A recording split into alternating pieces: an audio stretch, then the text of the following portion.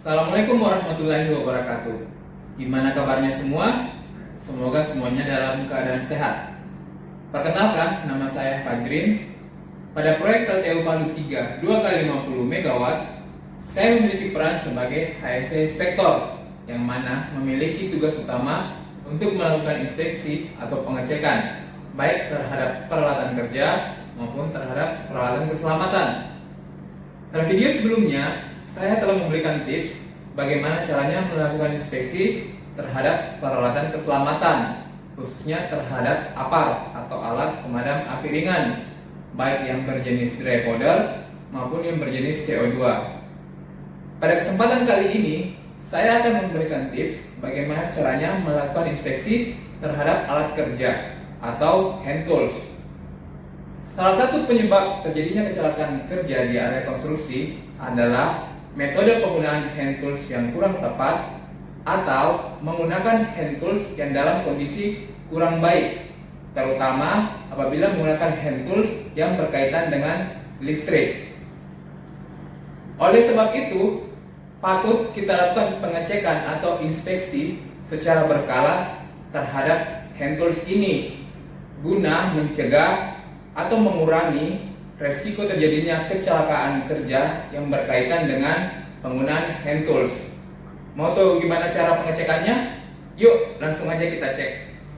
Di depan saya sekarang sudah ada sebuah hand tools berjenis gerinda tangan dengan ukuran 4 inch. Hand tools ini adalah hand tools yang banyak digunakan di lokasi proyek atau konstruksi yang memiliki fungsi untuk melakukan pemotongan.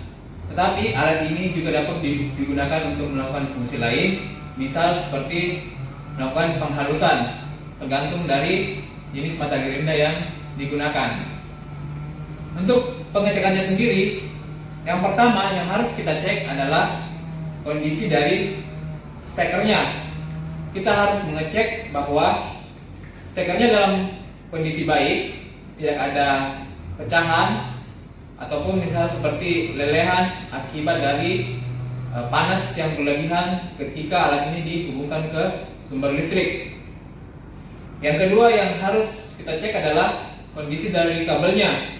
Kita harus memastikan bahwa tidak ada sobekan ataupun lecet pada kabelnya yang memungkinkan pengguna atau user tersengat listrik secara tidak sengaja ketika alat ini digunakan.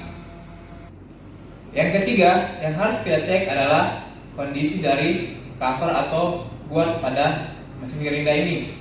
Kita harus memastikan bahwa cover atau guard selalu terpasang pada alat, dan apabila cover atau guard ini tidak terpasang pada alat, artinya alat ini tidak dapat digunakan.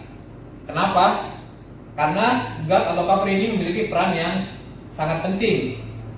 Yang pertama, fungsinya adalah untuk mengarahkan percikan api yang keluar akibat dari gesekan dengan benda yang dipotong, sehingga percikan api ini tidak melebar kemana-mana yang mungkin saja dapat menyebabkan kebakaran akibat dari percikan api ini. Fungsi yang kedua dari cover atau guard ini adalah untuk melindungi user atau pengguna dari pecahan mata gerinda yang pecah ketika digunakan, khususnya apabila user bekerja dengan menggunakan mata gerinda potong. Yang keempat yang harus kita cek adalah mata gerindanya sendiri. Kita harus memastikan bahwa mata gerinda berada dalam kondisi baik dan juga sudah sesuai dengan standar yang ada. Artinya bahwa mata gerinda yang digunakan itu memiliki maksimum putaran lebih besar daripada maksimum putaran alat. Karena apabila maksimum putaran pada mata gerinda lebih kecil daripada maksimum putaran pada alat, kemungkinan besar mata gerinda akan pecah ketika digunakan, terutama apabila menggunakan mata gerinda potong. Setelah semuanya kita cek dan semuanya berada dalam kondisi baik, tahap selanjutnya adalah melakukan pelabelan warna. Khususnya prosedur ini adalah prosedur yang dijalankan di proyek PLTU Palu 3 2x50 MW. Untuk pelabelannya sendiri dilakukan dengan cara menempelkan warna tertentu pada alat seperti ini. Misal pada contoh kasus ini adalah warna kuning. Ya. Kemudian kita memberikan tanggal inspeksi alat. Misal tanggal 11 bulan 7 tahun 2020. Fungsi dari pelabelan warna ini adalah untuk memudahkan pengawas di lapangan nantinya untuk melakukan identifikasi terhadap alat-alat yang sudah dilakukan inspeksi ataupun alat-alat atau hand tools yang belum dilakukan inspeksi.